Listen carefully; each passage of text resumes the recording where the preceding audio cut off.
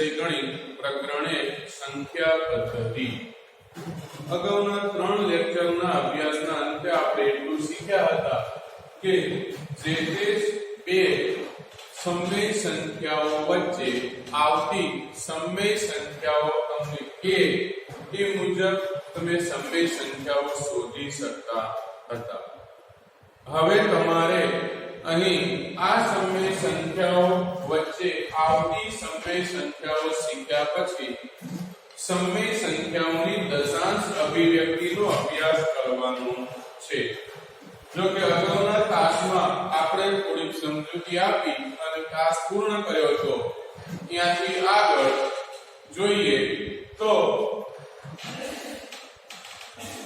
દશાંશ અભિવ્યક્તિ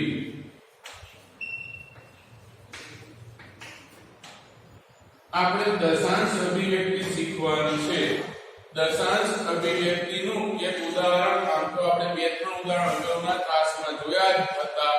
છતાંય ફરીથી કેટલાક ઉદાહરણ લઈ લઈએ કે 2/25। હવે 2/25 હોય તો આ 2/25 એ સમય સંખ્યા છે। આ સમય સંખ્યાને તમારે દશાંશ સ્વરૂપમાં દર્શાવવું હોય તો 25 વડે 2 ને ભાગવા પડે। પણ આપણે એના માટે બીજી પણ એક અનુકૂળ રીત ગણી કે 25 ને કેટલા વડે ગુણીએ તો એ 100 થાય, તો કે 25 ને 4 વડે ગુણવા પડે। જો છેદને 4 વડે ગુણો તો સમછેદી અપૂર્ણાંક બનાવવા અંશને પણ કેટલા વડે ગુણવા પડે? 4 વડે। તો 25 ચોકું 100 તો 2 ચોક 8 તો 8/100 એને દશાંશ સ્વરૂપમાં લખો તો 1 ની પાછળ 2 મીંડા છે એટલે કે 100 ને દર્શાવવા 2 શૂન્યની જરૂર પડે, તો 2 અંક પહેલા દશાંશ ચિહ્ન મૂકવું પડે। તો અહીંયા 8 આગળ 0 મૂકો અને ક્રમશઃ આગળની તરફ દશાંશ ચિહ્ન આવે, એટલે કે દશાંશ ચિહ્ન દર્શાવ્યા પછી જેટલા અંક આવતા હોય એટલા શૂન્ય છેદમાં હોય, અથવા તો જેટલા શૂન્ય છેદમાં હોય દશાંશ ચિહ્ન એટલા અંક પહેલા મૂકવું, બરાબર। તો અહીંયા જવાબ થશે 0.08, બરાબર। બીજું એક ઉદાહરણ જોઈએ આપણે।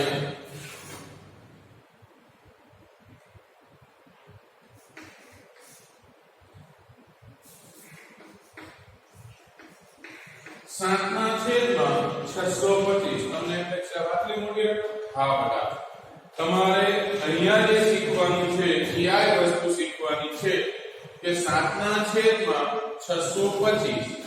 તો 625 ને તમે 10 માં કે 100 માં ફેરવી નહીં શકો, 1000 માં પણ નહીં ફેરવી શકો, તો એને તમારે કેટલા વડે ગુણીએ તો 10000 થાય એ નક્કી કરવું પડશે। 10000 એટલે 1 ની ઉપર 4 શૂન્ય, તો 625 ને તમે 16 વડે ગુણો તો 16 વડે ગુણો તો અહીંયા 10000 થાય।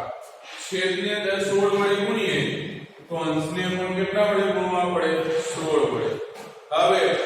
625 ગુણ્યા 16 જોઈ લો, એકમની શૂન્ય, 5 ના 5, 2 ના 2, 6 ના 6, 6 50 ની શૂન્ય વધી 3, 6 દુ 12 ને 3 15 વધી 1, 36 ને 37, શૂન્ય શૂન્ય 5 ને 5 10 ની શૂન્ય વધી 1, 7 ને 2 9 ને 10 ની શૂન્ય વધી 1, 6 3 9 ને 10, 10000, તો 625 ગુણ્યા 16 કરો તો 10000, તો 16 સત્તા 112, 16 સત્તા 112। હવે 112 ના છેદમાં 10000, તો 112 ના છેદમાં 10000 તો દશાંશ સ્વરૂપમાં દર્શાવીએ તો 112। હવે અહીંયા 1 2 3 ને 4 શૂન્ય છે, તો 4 અંક પહેલા દશાંશ ચિહ્ન હોવું જોઈએ 1 2 3 ચોથો અંક નથી તો આપણે જાતે આગળ 0 મૂકી દેવાનું એટલે 0.0112 તમે અગાઉ પણ કેટલાક ઉદાહરણ જોયા હતા અત્યારે પણ તમે ઉદાહરણ જુઓ છો તો આ ઉદાહરણમાં તમને દેખાશે કે દશાંશ ચિહ્ન પછી રહેલા અંકોને તમે ગણી શકો છો દશાંશ ચિહ્ન પછી આવતા અંકોને તમે ગણી શકો છો દશાંશ ચિહ્ન પછી આવતા અંકોને જો તમે ગણી શકો તો આવી દશાંશ અભિવ્યક્તિ એટલે રજૂઆત આવી રજૂઆતને તમે શાંત દશાંશ સંખ્યા કહી શકો છો બરાબર હજી એક વાર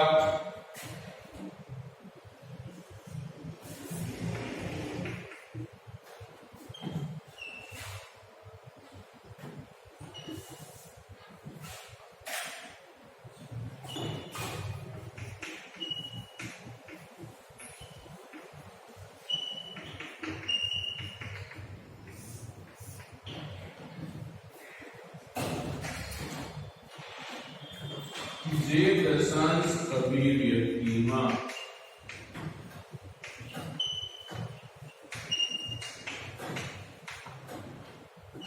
દશાંશ ચિહ્ન પછી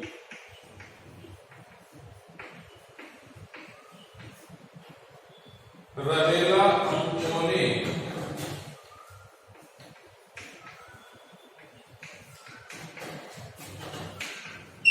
જો ગણી શકાય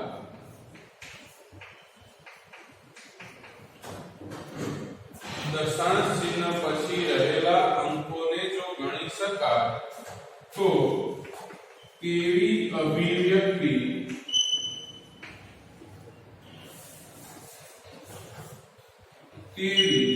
દશાંશ અભિવ્યક્તિને શાંત દશાંશ તેવી અભિવ્યક્તિને શાંત દશાંશ અભિવ્યક્તિ કહે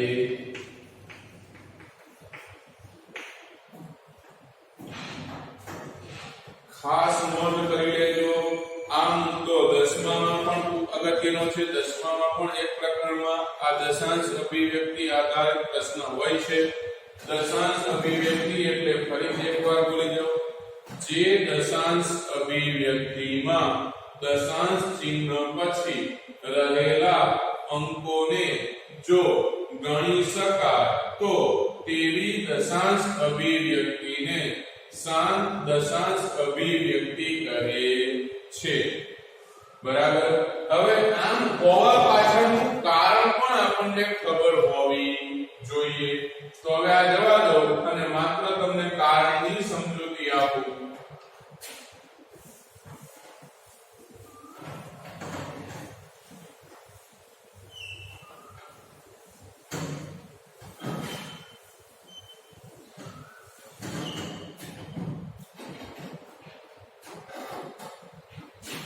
અહીં સમય સંખ્યા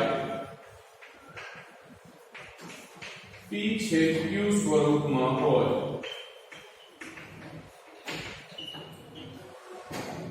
જ્યાં p belongs to z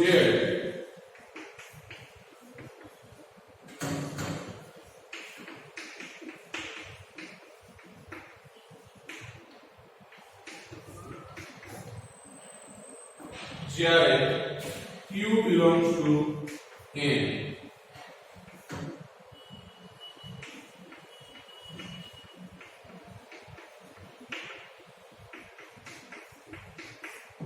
प्राकृतिक संख्या p belongs to z q belongs to n હવે q બરાબર 2 ની m ઘાત અથવા q બરાબર 5 ની n ઘાત અથવા q q બરાબર 2 ની n ગુણ્યા 5 ની n જો કોઈ સમય સંખ્યાના છેદમાં 2 ની n જ્યાં m બરાબર 1 2 3 થી અનંત એવી રીતના અહીંયા n બરાબર 1 2 3 થી અનંત આ જ વસ્તુ અહીંયા m બરાબર 1 2 3 થી અનંત અને n બરાબર પણ 1 2 3 થી અનંત હવે તમને પ્રશ્ન થાય છે કે સમજાણું ને તો કે આલો ફરીથી 2 ની m ઘાત એટલે શું તો કે માની લો કે કોઈ સંખ્યાના છેદમાં આપણને આવી રીતે રકમ આપેલી છે 5 ના છેદમાં 4 જો 5 ના છેદમાં 4 આપેલા હોય તો 5 છેદમાં 2 ની 2 ઘાત 2 ની 2 ઘાત તો m બરાબર 2 બંને છૂટશે કે હા m બરાબર 1 2 કોઈ પણ લઈ શકાય એટલે છેદમાં માત્ર 2 અથવા 5 અથવા 2 ગુણ્યા 5 ના સ્વરૂપમાં જ રકમ આપેલી હોય જો અહીંયા 5 ના છેદમાં 4 બીજી એક રકમ લઈએ તો 9 ના છેદમાં 16 9 ના છેદમાં 16 તો શું થશે 9 ના છેદમાં 2 ગુણ્યા 2 ગુણ્યા 2 એટલે કેટલી વખત આવ્યા 4 વખત તો અહીંયા 9 ના છેદમાં 2 ની 4 ઘાત તો અહીંયા 2 ની 1 2 થી અનંત સુધી એટલે 2 ની 4 ઘાત પણ ચાલે તો 2 ની 4 ઘાત હોય તો આ કેવી સંખ્યા થઈ જાય તો કે આ સમય સંખ્યાને તમે દશાંશ સ્વરૂપમાં દર્શાવો તો એ શાંત દશાંશ દર્શાવે છે હવે 5 ની n ઘાત નું ઉદાહરણ જોઈએ તો આપણે આમ લખીએ 3 ના છેદમાં 25 3 ના છેદમાં 25 તો 3 ના છેદમાં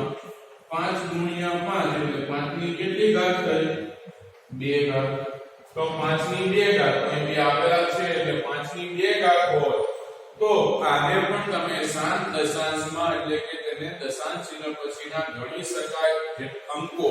તેવા સ્વરૂપમાં ફેરવી શકો છો આને બદલે 5 3 નીચે 5 ની 2 ઘાત છે એટલે કે 25 છે એટલે 125 પણ આવી શકે બીજું એક ઉદાહરણ જોઈએ 7 ના છેદમાં 125 તો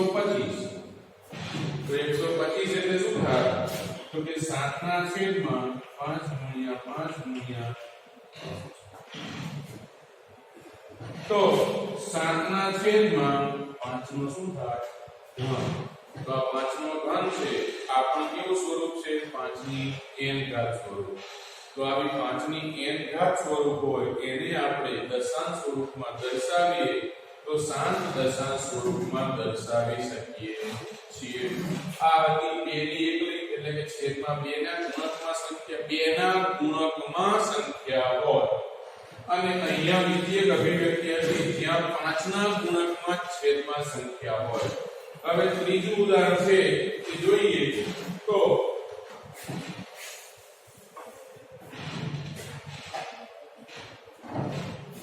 અહીંયા ઉપર લખું છું નીચે તો 11 ના છેદમાં 50 11 ના છેદમાં 50 તો એને તમે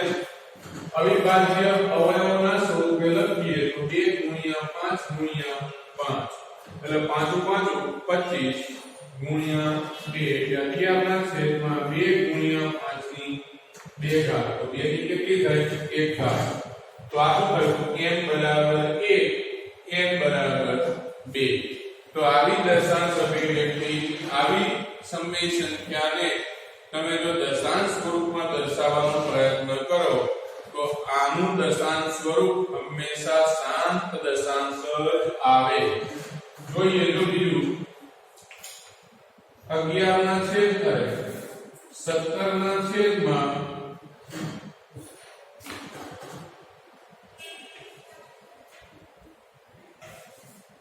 250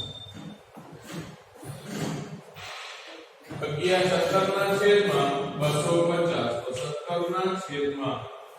250 એટલે 2 ગુણ્યા 125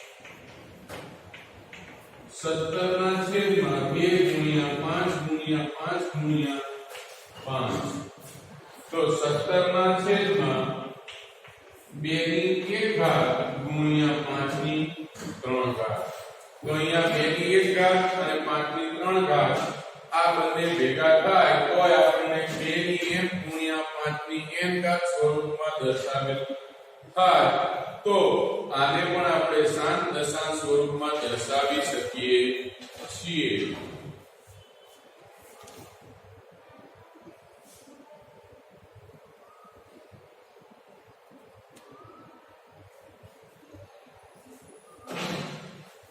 જોઈએ હજી એક ઉદાહરણ.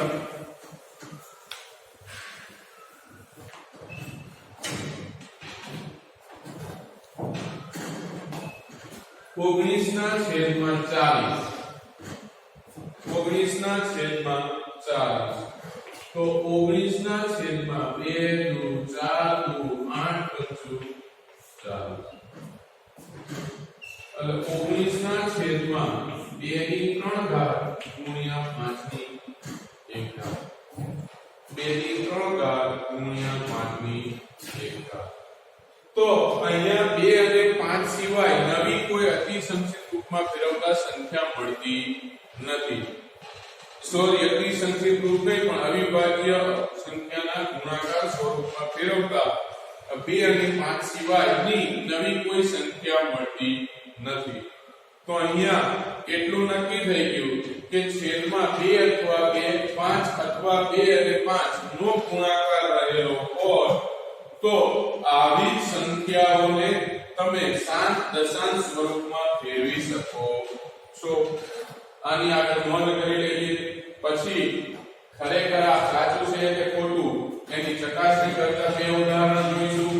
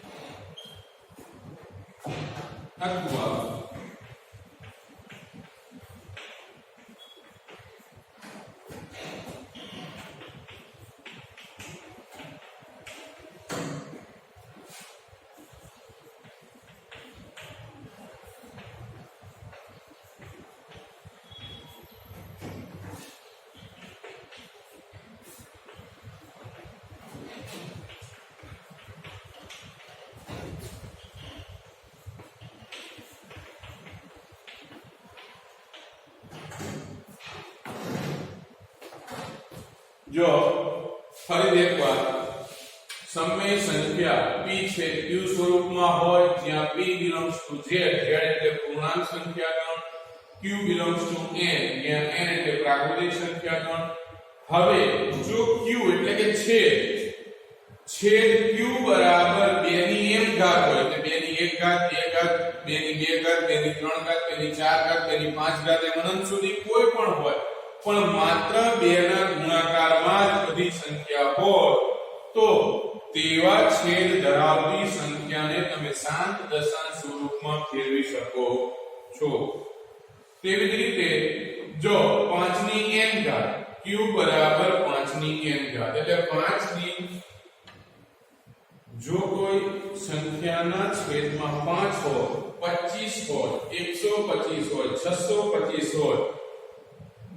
અથવા 3125 હોય આવી છેદમાં 5 25 125 625 કે 3125 વગેરે એટલે કે 5 ના ગુણકમાંની સંખ્યા છેદમાં હોય તો આવો છેદ ધરાવતી સંખ્યાને તમે શાંત દશાંશ સ્વરૂપમાં ફેરવી શકો છો. અને છેલ્લું કે આ સિવાય જો q બરાબર 2 ની m ઘાત ગુણ્યા 5 ની n ઘાત એટલે m બરાબર 1 2 3 ડેશ ડેશ ડેશ અને n બરાબર 1 2 3 ડેશ ડેશ ડેશ આવો છેદ ધરાવતી સંખ્યા હોય તો તમે આ સમય સંખ્યાને શાંત દશાંશ સ્વરૂપમાં ફેરવી શકો છો.